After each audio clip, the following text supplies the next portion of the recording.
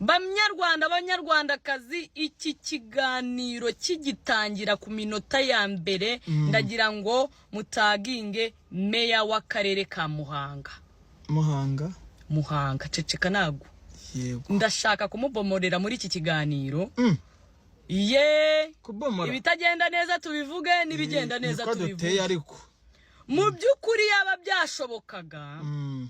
Uriya meya w'akarere ka Muhanga. Yego. Birababaje. Gute se? Iyaba abanyamuhanga ho muri mwishyira hamwe. Bishoboka ko mwakwishyira hamwe. Muhanga. Iye. Meya w'akarere ka Muhanga mukamwongera indi manda byibura y'imyaka 15. Amena.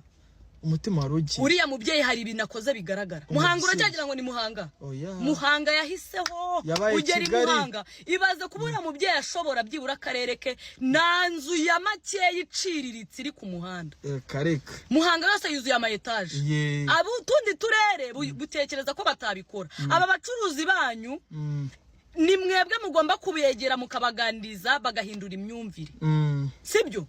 Bagahindura iki? Imyumvire. Yego. Ariko turacyabona uturere tumwe na tumwe dushishikariza n'abaturage guhindura imyumvire, bakafata twatuzu bakadusiga amarange gusa. Cyangwa ngo tereka ngo kameze nk'akabari kurekeraho. Ngo nk'akabari kurekeraho. Ku muhanda. Banyarwanda, meya w'akarere ka Muhanga nta gishanga kikihari n'igishanga gihari giciyemo kaburimbo. Yego. Tunabibyaza umusaruro. N'igishanga gihari giciyemo kaburimbo. Kinabyara umusaruro. Karitsiye zose zirimo kaburimbo. Icyo nicyo bita umuyobozi ureberera abaturage bro.